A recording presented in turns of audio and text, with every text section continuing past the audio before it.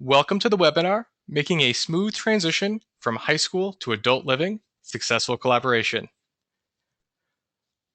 Here are your presenters for today. First, we have Carolyn Anderson, who is a Senior Advocate at Pacer Center. She has worked at Pacer for 16 years and is the parent of 2 adult children with disabilities. She has authored numerous publications for Pacer, including A Guide for Minnesota Parents to the Individualized Education Program, or IEP. Also presenting will be Barb Ziemke, a parent advocate and project coordinator at Pacer. She is a parent of a young adult with a developmental disability. Barb has served as a parent representative at her local Community Transition Interagency Committee and currently chairs Minnesota's State Special Education Advisory Panel. And finally, we have Sean Roy, who is an advocate at Pacer for 10 years now. He has authored numerous training curriculum and resources on employment and access to post-secondary education for youth with disabilities. Sean speaks locally and nationally on a variety of topics dealing with transition and draws from his experience of having a younger brother with autism.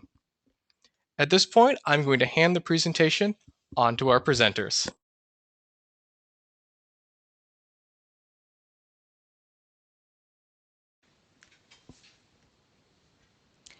Welcome to this webinar. This webinar will help parents of youth with disabilities explore how to use the concept of collaboration to help ensure their son or daughter's transition to adulthood is as smooth as possible. We hope that you'll be able to use this information as your child develops plans to leave school, move into adulthood, and meet his or her employment, educational, and independent living goals.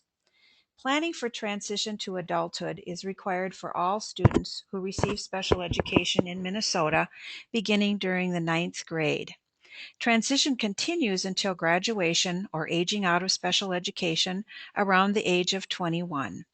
This presentation will focus on just one part of the transition process, that of collaboration between family, students, and others. Collaboration means teamwork, group effort, and cooperation. All students and their families benefit from collaboration between family, school, and others as they make the transition to adult life. Students with disabilities often require extra collaboration and support, sometimes for their entire lives. Parents often take the lead in collaboration, so we hope this webinar will give you support and ideas in this new role. I hope you had a chance to download and print the handout that consists of a chart listing 3 categories of transition: independent living, post-secondary education, and employment. We will be using this chart later in the webinar. If you didn't have a chance to download that chart, it will be available when this webinar is archived, and because all of the materials will be there as well, including this chart. The other handouts will provide useful information to reinforce some of the concepts covered in this presentation too. As we begin this presentation, it's good to remember the overall purpose of special education. Transition is the time just before the student reaches the quote-unquote adult life stage mentioned in the federal law IDEA, the Individuals with Disability Education Act that's on this slide. The purpose of special education in the quote becomes more real when we actually begin to see what the adult life of this student may be and what he or she wants it to be. As a student moves towards adulthood, the family, student, and individualized education program, or the IEP team, will look more closely at the big questions you see on this slide. The student may begin by asking, will I go to college or another type of school after high school? What kind of work do I want to do? Where will I go to learn the skills to do that work? Where and how do I want to live? What will I want to do for fun? What groups might I belong to? Depending on the answers to these questions, the student may ask, what skills do I need to learn? What support will I need to have? Who can help me get to where I want to go? We hope that your son or daughter can live, learn, work, and play in a community of their choice. This session is about who can help. We will share ideas of how collaboration can assist a student in accomplishing his or her post-secondary goals. Collaboration and collaborative services have many benefits. For example, one school district's transition brochure states that collaboration can result in better communication among school, county, and rehabilitation services. It can provide improved continuity of services and more consistent strategies between service providers, and it can also provide an opportunity to look at your child's whole life and how everything is interconnected. What may be some of the obstacles? As we advocates have raised our own children with disabilities and also talked to other parents and presented several workshops on this topic, we found some tips. One is that Plan A may not work out as hoped, so be sure to develop plans B and C in order to be ready. Adult services must be sought after. There is no menu to choose from. And finally, graduation can feel like falling off a cliff, so it helps to plan ahead to prevent this from happening. Now let's explore what we can do to overcome obstacles and make as smooth a transition to adulthood as possible. This diagram is student-centered. We'll talk more about the student on the next slide. We will also talk more about the agencies on upcoming slides. While a child is still in school, parents and families can collaborate as an important component of successful transition. Family involvement is crucial. Parents frequently become the transition expert once the student graduates, so involvement in the school transition process will help parents understand options and gain skills. For example, parents and family can meet with staff from agencies that may help their son or daughter when he or she leaves the school system. They can advocate for the inclusion of appropriate partner agencies and persons in the IEP process to help ensure a smooth transition between education and adult services. While many agencies do not send staff to IEP meetings, they might participate in other ways, such as providing eligibility and service information. Families can also help their young adult make informed choices leading to his or her desired employment, education, and independent living goals. Families can also invite relatives, friends, or an advocate or cultural or language group members to participate in transition planning. This could include extended family members, members of a faith community, or other community organizations. Some of these persons may help plan but not actually attend meetings.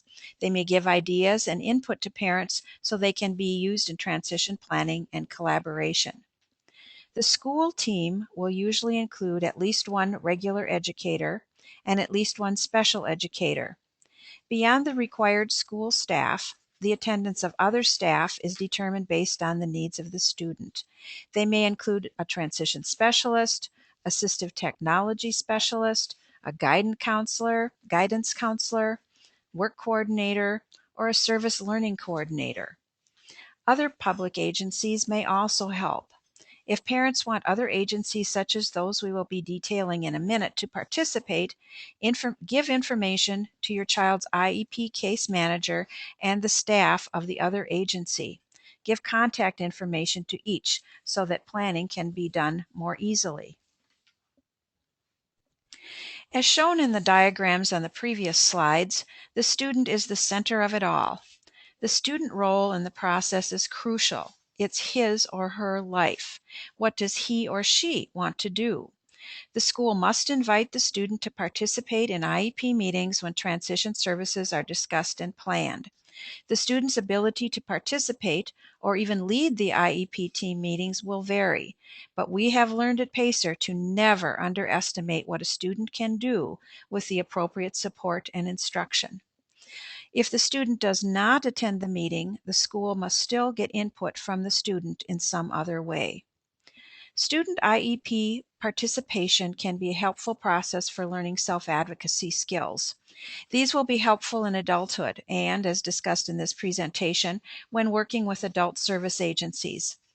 As much as is possible for the student with a disability, the self-advocacy skills of accepting responsibility to work towards his or her own success, understanding one's own disability, and knowledge of one's legal rights will help make for a smooth transition to adulthood. Next, we will discuss some of the other agencies, organizations, and services the students may need for this transition. I'm going to be handing the microphone to Sean now.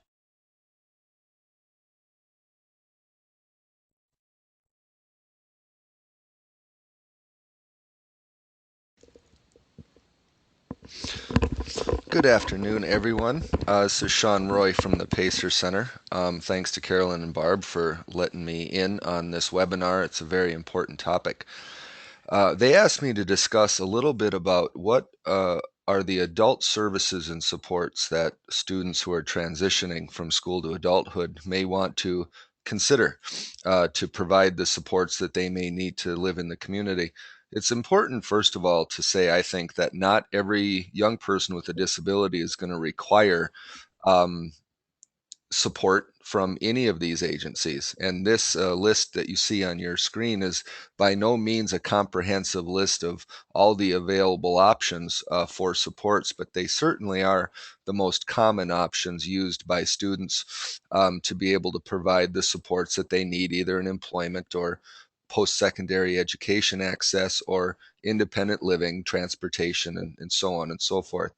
One point that I'd like to make before we get into the agencies, however, is it's important for families and collaborators who are working with families to understand that the world of special education is an entitlement. Students are entitled to a free and appropriate public education in this country. However, the world of adult services is generally based on eligibility, which means that people need to qualify for services. And services for people with disabilities, generally the qualifications are based on type of disability, severity of disability, impact on disability on such things as the ability to live independently, to be employed, or to go to post-secondary education. And there's oftentimes income eligibilities as well. And this is a very important thing for families to keep in mind, an important thing for professionals to help families keep in mind, is that the moving from entitlement to eligibility is a very big move. And it often means that families need to be aware of the various agencies that can provide support and ask some key questions, which we're going to get into here in a little bit. What we're going to do is talk a little bit about some of the key agencies that might be involved in as collaborators in the transition process, including Vocational Rehabilitation Services and State Services for the Blind, county services, benefit programs under Social Security, and others including Centers for Independent Living, advocacy organizations, employer organizations, so on and so forth. So let's move on.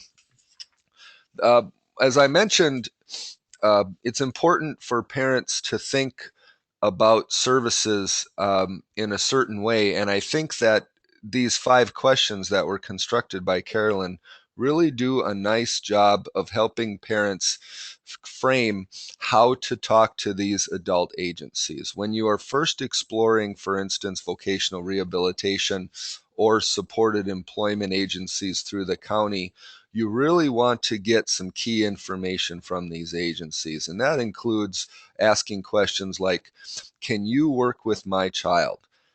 Your child may have a specific disability, let's say autism. So it's entirely appropriate for parents to ask of an agency, be it an employment agency, to say, do you have experience in working with people with autism? Do you have the capacity in your staff to be able to handle somebody else on your caseloads? You'll want to ask, how does my child qualify for your services? A lot of these services, as I mentioned, come with very specific eligibility criteria, and not every person is going to qualify strictly by virtue of having a disability. Another important question is, at what age do these services kick in? Um, A lot of times there are some very specific age criteria, especially for transition age youth, because a lot of kids fall under a funding stream of special education, and there needs to be some interagency agreements worked out if that young person is also going to receive services, say, from vocational rehabilitation services. Is there a fee for the service? Oftentimes the services are free to a certain extent. There are some financial consumer participation fees for certain people for certain services.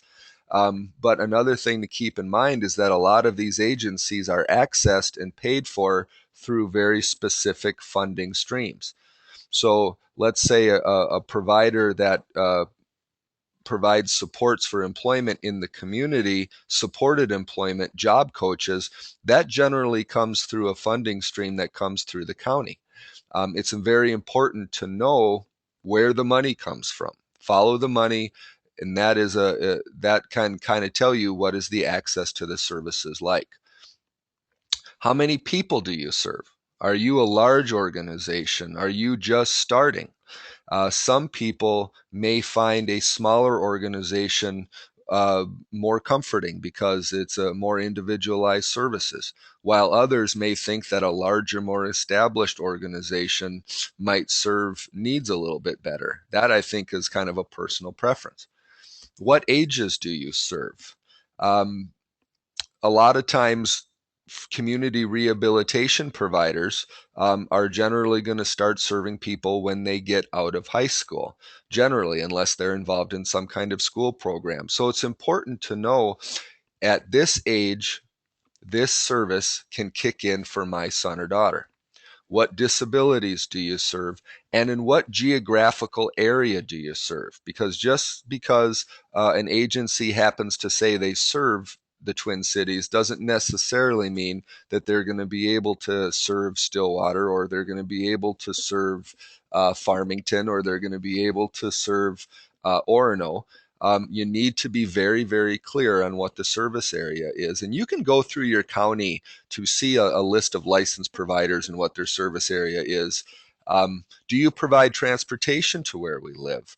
Transportation has become a very, very large sticking point for a lot of young people with disabilities, especially when it comes to employment, because if you can't get to the job, there's no point in having a job. And for young people in rural Minnesota in particular, transportation has become a very large issue. So talking to these agencies about, do you have transportation? You talk to the county about, is metro mobility available in the metropolitan area? If you're working with a job provider, do they provide transportation to and from the job site? A lot of times the transportation requirements are very, very specific, to the point where if you live 1, 2, or 3 miles outside of a transportation radius, you're not going to be able to get transported. The bottom line here is that families need to know that they are empowered to be able to ask these questions. I think a lot of families think that because they're in a county system, or because they're getting, their son or daughter is getting services from various folks, that they don't have the ability to stand up and ask questions. I encourage families all the time to interview any agency that's going to work with your son or daughter ahead of time to make sure that they pass the gut test. And if they don't pass the gut test for you, if you don't feel in your gut that this is the right place for your son or daughter to be able to get services, then you have the right to try to go find some place a bit more appropriate. That being said, not every place in Minnesota has a wide variety of options to choose from. But if you live in a place with only option, you can say, I would like to work with another case manager, or here are my concerns. Are there things that we can work on? The first specific agency that we're going to talk about is Vocational Rehabilitation Services. Vocational Rehabilitation Services is the federally funded, state-administered program that helps people with disabilities find and maintain employment. It is an eligibility-based program, meaning that you need to have a documented disability. You need to have what's called functional limitations in some key areas. Your disability needs to impact your ability to find and maintain employment. And you need to be able to benefit from vocational rehabilitation services programs, which means that if there is a scenario where young people with very, very severe disabilities may not be seen as being able to benefit directly from the services that vocational rehabilitation offers. Services include interest and ability assessments, vocational evaluations, career exploration, assistive technology, job placement, vocational and college training, and services to maintain employment, such as transition or mobility and orientation services. It needs to be noted that in Minnesota, there's two separate vocational rehabilitation programs. There's the general vocational rehabilitation program, and there's state services for the blind that serves Minnesota's blind and visually impaired community. They are both technically vocational rehabilitation programs. Staff of the vocational rehabilitation program can be found either at one of the state's workforce centers, and I see that the link to the workforce centers has been included for you. There is also a main phone number for the Department of Employment and Economic Development's offices in St. Paul that you can call. But probably for families, the easiest way is that there is a vocational rehabilitation services counselor assigned to every high school in the state of Minnesota. That does not mean that there's one counselor for every one high school, but there is a specific counselor assigned to every high school. So ask your IEP team manager to set up a conversation with the vocational rehabilitation services counselor in your area to see if their services are a good fit. I will say that Vocational Rehabilitation Services has made a very, very strong commitment to services for youth who are transition age, and they do an absolutely wonderful job of preparing young people and helping young people identify career goals. VRS is not really interested in just placing a person in a job and then leaving. They really want to prepare young people for a lifetime of employment, and they are a very valuable agency to look into for employment supports. To discuss county services, I am going to now pass it over to Barb. Well, hello, everybody. I'm happy to talk about county services, but I'm going to give it a little bit of a disclaimer. Although we call it county services, um, in Minnesota, it really includes federally funded and state-funded programs for people with disabilities. It's just that they are administered through your local county. So as I speak today, some of these programs are not technically county programs, but the way that you as a family are going to access them is primarily through your local county of residence or the county of residence for your young adult with a disability. I'm the parent of a child with a developmental disability, so I have experienced the county services through the developmental disabilities area.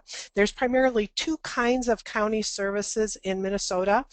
Those would be either for individuals with developmental disabilities, and I'll talk just a little bit more about that, or for those individuals with significant mental health disabilities. There are some other programs as well, and as Sean said earlier, today we are hitting on some of the main areas that you may wish to explore, but it's not at all an exhaustive list. And so what we're hoping to do is help you through the rest of this webinar kind of identify what your areas of concern are, and then determine which resources are the best ones for you to pursue to find out the specific information that you need. But county services, as in my experience as an advocate, oftentimes when we're doing interagency collaboration at the IEP team level, a common second player to the school may be the county, because there's a fair number of students with developmental cognitive disabilities and autism and some others that qualify for county DD services, as they are often referred to. And those come under the Developmental Disabilities Act, which is a federal act that requires that the states provide particular services and supports to persons with developmental disabilities and their families. And in case you're wondering, a developmental disability is defined as a severe, often lifelong disability that affects people before they reach age 22 and substantially limits functioning ability in 3 or more life activities such as self-care, receptive and expressive language, learning, mobility, self-direction, independent living, and employability. So if your child is going to be eligible, as Sean said earlier, they're going to have to meet specific criteria.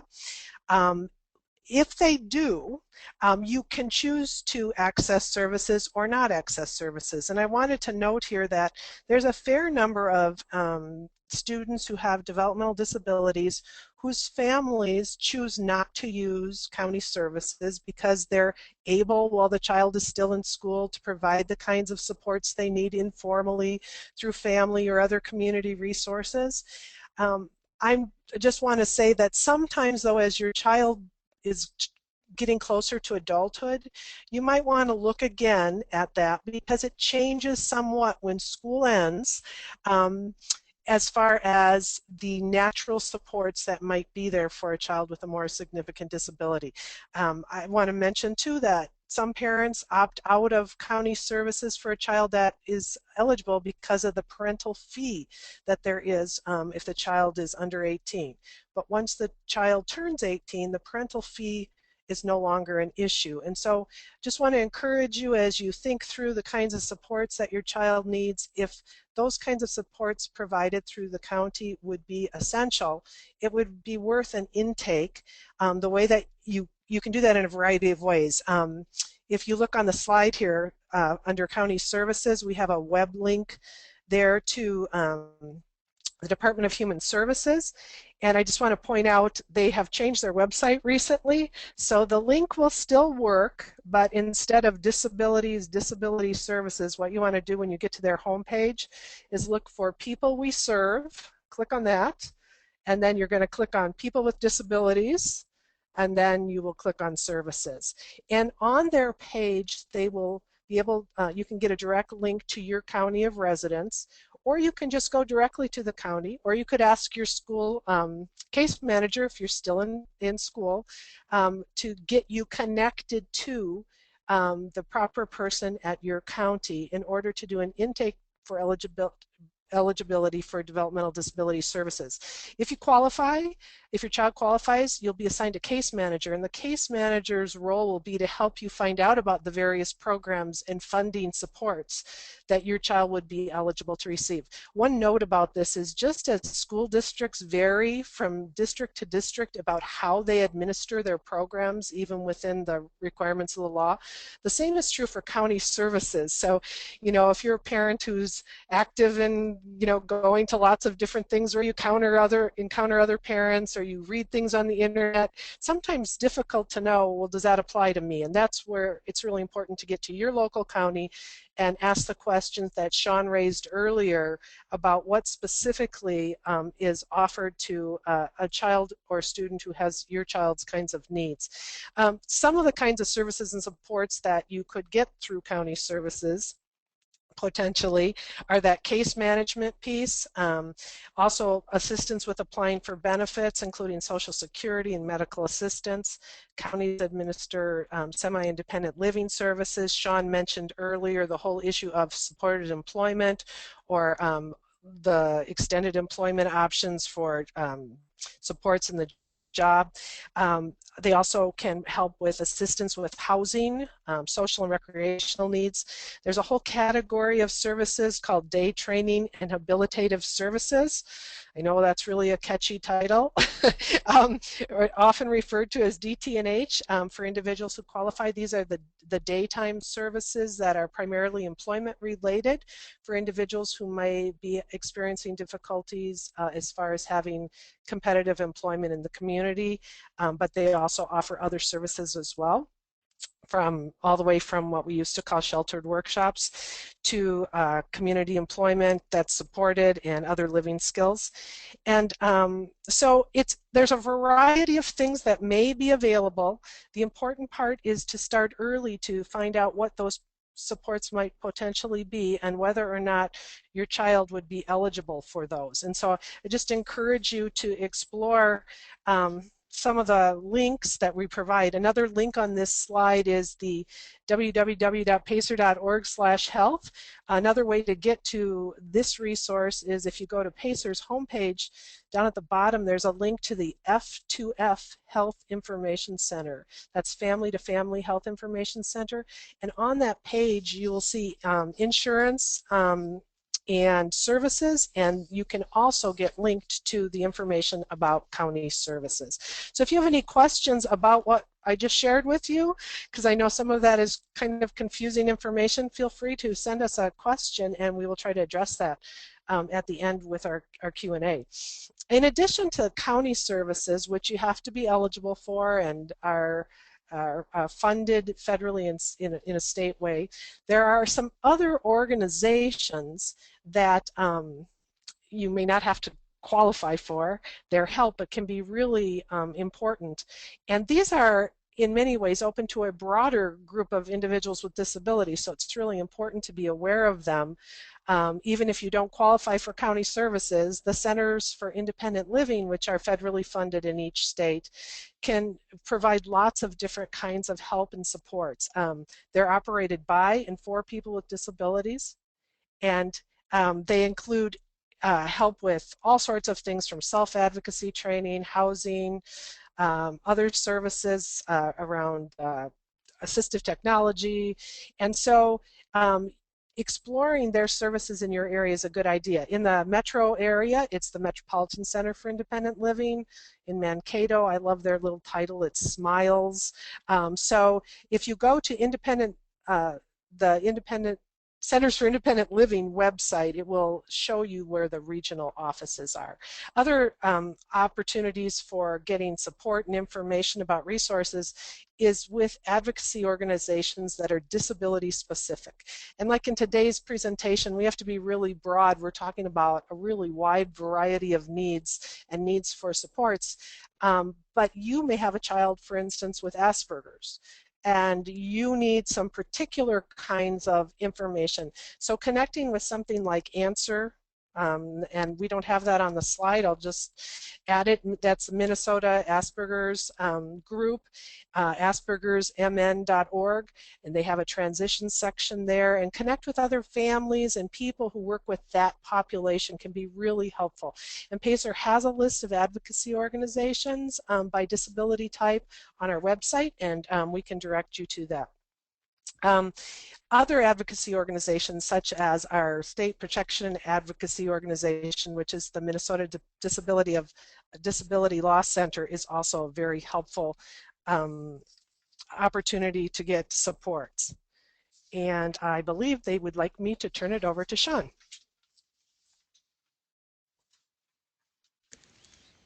Hello again. Financial support.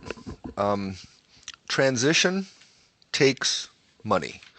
And that's not necessarily unique to young people with disabilities. Think about, in general, young people who are making the move into adulthood. And if they move to post-secondary education, that means tuition. If they move to employment, that often means they need a place to stay, they need a car to be able to get there, they need some clothes that are appropriate for the job.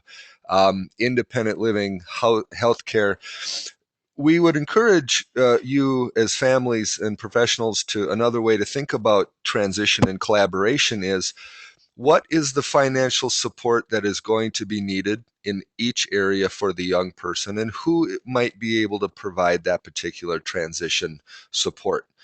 For post-secondary education, that might be grants, that might be the family, that might be vocational rehabilitation services that help support if the post-secondary is directly related to an employment goal.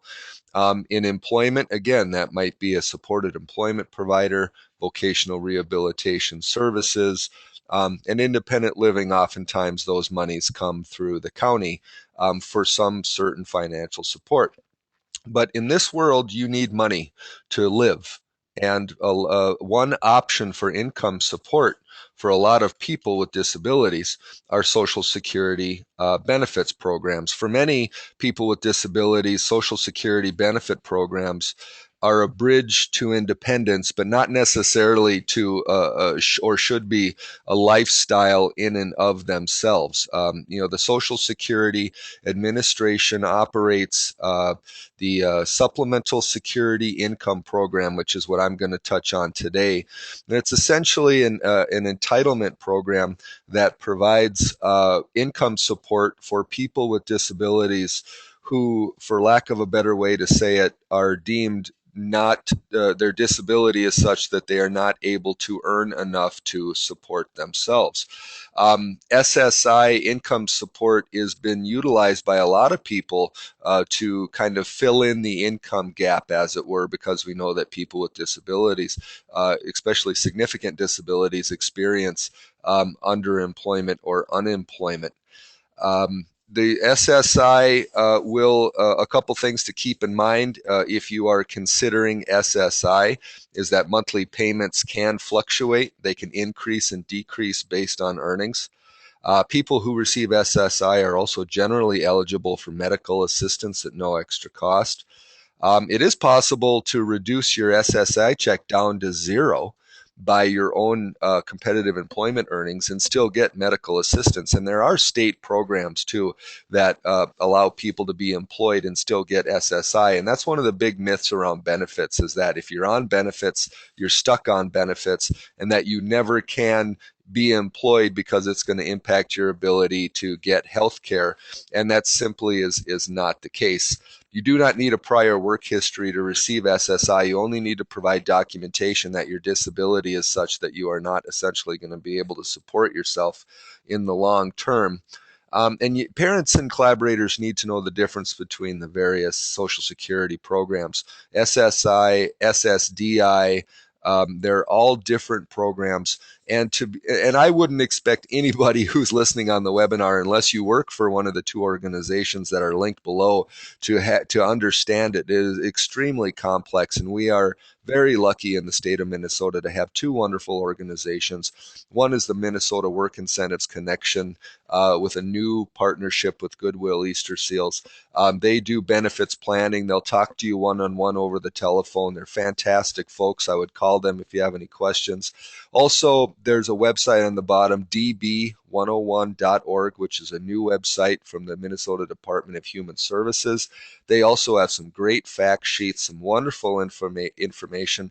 And one funky feature of DB101 is that they have a live chat. So during business hours, if you have a question about benefits, Social Security benefits, you can just type it into the box, send it, and a representative from DB101 will live chat with you, and you get those answers right away. Parents are strongly encouraged to know everything they can about Social Security benefits before making the decision that that's a good option for their son or daughter. Barb? Just going to just take a moment here, almost as an aside, just to say, we're talking a lot about all the who can help us. And really, one thing you need to consider as a parent in your role shifting is that as your child goes into adulthood, there is a bigger role for parents as the coordinator. And really, when you're working with a variety of agencies and different providers, there is not one overall case manager. Well, I take that back. There is one overall case manager, and it's usually you. And so it's really good while your child is in the transition years to start to learn about how to fill that role effectively. I kind of think of how, the school has like a cumulative file for the student. You become kind of the cumulative file for your child. So it's really a good idea to start having some kind of systems, red, blue, green folder, one for employment, one for post-secondary, one for independent living. And as you get information, start putting them all in one folder, just to get organized with information. Just remember that everything takes about twice as long as you think it's going to when you're working with multiple agencies or providers. And so, you can be the one who kind of coordinates. We're going to have a meeting coming up. Who do we need to invite? Because you're the one who knows the big picture for your child. And so that's something PACER can help you with too. So be sure to get a hold of us if you need some help with that, if you're feeling a little overwhelmed. There are supports even for parents. And the other thing is once your kid turns 18, they technically are, going into that role as well as being a coordinator or case manager for themselves. And so working that relationship out and including your child as much as possible is really an important part. There's so much more to say about that, but it's kind of its own workshop in a sense. And so what I want to do now is just direct you, if you already printed it out, to the new chart handout that some of you got prior to the webinar today. If you didn't, don't worry about it. We have the actual chart in our slides, so you'll see what we're referring to. And then if you need to, would like to, you can get that when the webinar is archived. But as you can see here, we've developed a chart based on the 3 areas of transition, which are required, 2 are required, independent living as appropriate. And then we're going to talk about, and we want you to think about, within those areas, what your child or young adult's areas of need are related to those areas, and then consider who can help. And who can help is really talking about what are the resources, what resources can I explore. And I like to say when your child is in transition age years, you need to become an adult services detective. And so it's really good to find out as much as you can ahead of time, because you might need some time to get ready to make the services happen for your child. Special ed law does talk about identifying likely adult service providers for students while they're still in school, and creating linkages. And so this is all part of the work of finding out what's out there and creating the linkages so the transition between school programs and post-school programs and living in these areas can be as smooth as possible. So let's take a look on the next slide at the independent living area. I like to sometimes rename this as independent as possible living, or increasingly independent living, so that parents aren't put off by, my child can't live independently. It's a process, and it's a progression, and all individuals can live as independently as possible based on their needs. So when you're looking at independent living, there's about 8 areas we've broken this down into, and I'm not going to go through this all specifically and exhaustively, but for instance, you got to live somewhere. And of course, there's a wide range of areas. And you might be thinking, well, how do I even get started to know what those different ways of living are and who can help? And so we've listed in the right-hand column some of the resources we're aware of. As I'm going through this, I'd love it if you know of a resource that we don't mention or have on the chart. If you just put that into the question box and send it our way, we'll make sure to report back on that later. But every fall under housing, PACER has a housing fair with tons of information if you're in the metro area. They also have a web page for our housing project that has really good resources about housing. Your county social worker, if you have county services, is a good source of information in this area. You might want to check into Section 8 housing vouchers if it's an individual who might live independently in a rental type situation. There's a waiting list for that. If you look at transportation here, we've listed Metro Mobility. In your part of the state, it might be called something else, but it's the ADA transportation often. And it has eligibility. There's special driver's education concerns around transportation. The Courage Center does special driver's evaluations, and there are other organizations as well. For financial resources, Sean has talked about some of those, and the DB 101 website is a relatively new resource. And I believe that you can just Google DB 101 Minnesota, and that site will come up. And there are also, in the area of financial management, this might be one that you still consider with the IEP process of, do we need goals around this? Do we need transition activities around financial management? In the adult world, financial management sometimes is arranged with support, semi-independent living workers or other county workers that are associated with your child's services. The Minnesota Center for Independent Metropolitan Center for Independent Living has classes on this. So those are all some of the things that you can consider.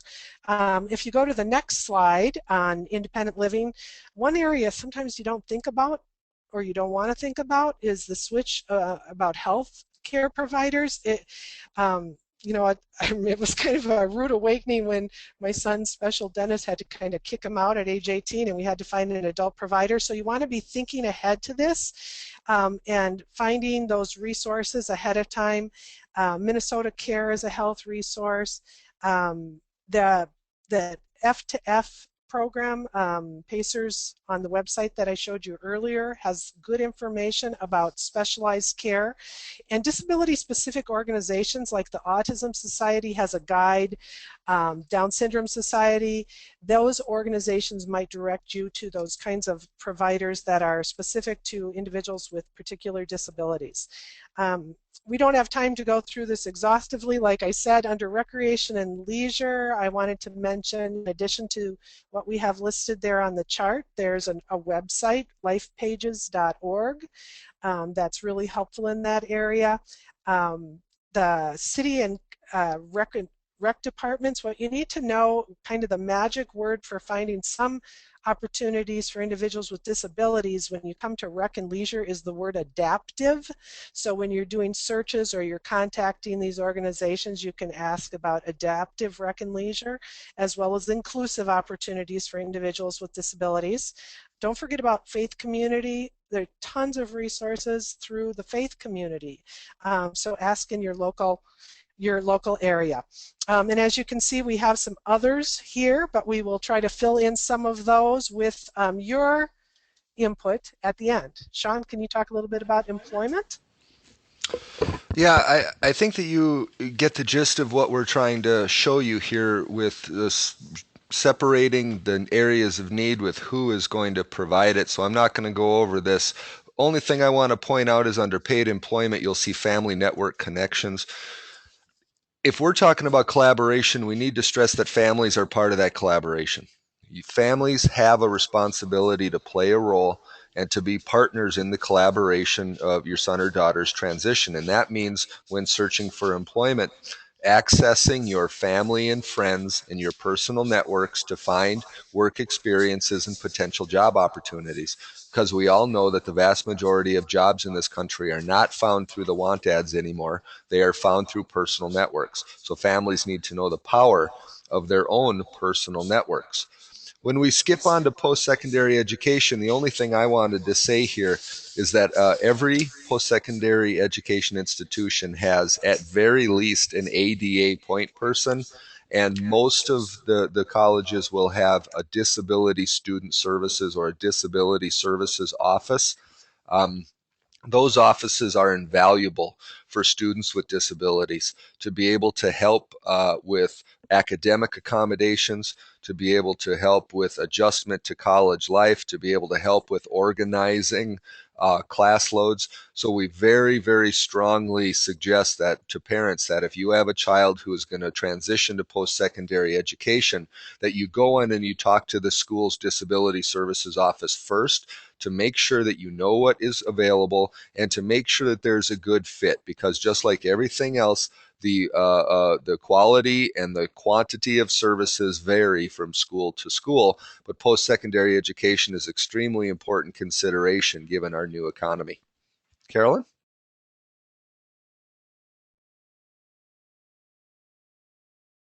Thank you, Barb and Sean. Now just a couple of tips before we wrap up. So let's look at collaboration again. As we said earlier, the parent role in interagency collaboration is very, very important. This slide includes some tips to help parents learn to be effective collaborators through planning and communication. Parents can educate themselves about their own and their soon-to-be adult child's rights and responsibilities when working with other agencies. These will vary depending on whether or not the parent has been assigned guardianship of their child. Families who are not guardians but seek to maintain high expectations for their child's future may be discouraged from actively participating. However, families are often the first and most knowledgeable and most consistent case manager youth with disabilities have. Realize that you may need to get your child's permission to continue to participate after he or she turns 18 years old. Discuss the benefits of continued parent participation with your child. Another tip is that you and your child may both have to realize that you may need to emphasize the negative rather than the positive in order to be eligible for services from other agencies or organizations. Oftentimes we found it's the need that gets the service, not the strength. This is also a good time to make sure you understand your child's disability, but perhaps at a new level. At this time of transition, what is the impact of the disability likely to be on this child's future? The answer to this question can be very important in all aspects of transition planning and interagency collaboration. We at PACER recommend that parents seek out information or training on such things as finding and maintaining assistive technology, that was on one of the slides earlier, fostering self-determination and decision-making skills, and learning about appropriate adult service systems. Each agency and organization you may work with will have a different system of resolving differences. Just as we parents learn how the special education process works and how to resolve differences there, it's very helpful to know how other agencies and organizations work too. A key skill can be asking the right question of the right people. Ask, investigate, as Barb said on one of the earlier slides. Collaboration can mean that parents are the investigators of what might be available far enough in advance in order to make decisions soon enough to prevent a gap. You may have to keep asking until you receive the information that you need. My own children with disabilities are now in their 30s, and I'm still part of their support team, so to speak. We parents have the history to carry forward into adulthood. Parents are members of the IEP team since the very beginning. And when the IEP is over, we, parents, are still there cheering our children on. Your future involvement and the length of your involvement will vary. It could depend on the disability and the severity of the disability of your child, your own age and your child's age, your child's eligibility for adult services, your child's eligibility for public financial support, such as Social Security, your child's health and need for medications, your child's living arrangements, and legal situations in which your child may find himself or herself. And of course, this can vary over time, as Barb said earlier. If nothing else, your child will probably need help filling out the necessary paperwork for some of the organizations and agencies that we've talked about. Parents can continue to maintain high expectations that build upon the young person's strengths, interests, and needs that foster each youth's ability to achieve independence and self-sufficiency to the greatest amount possible for that individual. Parents also guide their children to make informed choices, often by being informed themselves. IEP team involvement may formally end when rights are transferred to the student at age 18. However, parents frequently become the transition expert or case manager, as we've said earlier, once the student graduates with a diploma. Students begin to take on more responsibility, and parents find new ways to provide support. Parental roles change when the young person graduates from high school and reaches the age of adulthood, but they usually do not end. We've piloted this presentation a couple of times, and here's a couple of additional tips we've heard. And I think Barb mentioned this first one already. Everything takes quite twice as long as it's supposed to. So plan for that. Begin investigating services as early as possible. And secondly, there'll be lots of trial and error. So again, it's a good idea to start early. We've just about used up our time.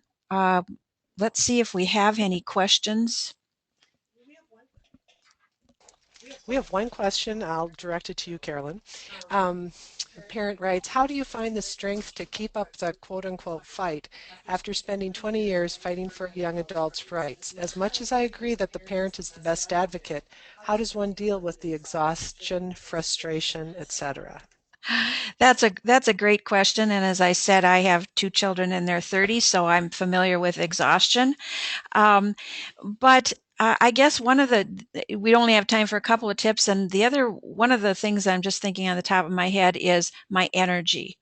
I have to conserve my energy and take on only the certain battles or things that I think where I can make an impact. I can't do everything, but I will try to do the one or two things that I can do. So I marshal my energy. I don't fight every battle. Secondly, the rewards are different. It's just great to be able to see your children make some strides on their own, and one of the things Pacer just came out with 2 new books, and I want to mention both of them as we wrap up. One of them is called Mapping Dreams, The Transition to Adulthood, and this will be on Pacer's website very, very soon. And there's more transition and a lot more resources in the back of this book that are actually in the same organization that we've talked about in this presentation. The second one I want to make also relates to this person's question, or the second book I want to mention, and I don't have it here in front of me, but as I recall, it just came from the press yesterday, and it's If I Knew Then What I Know Now.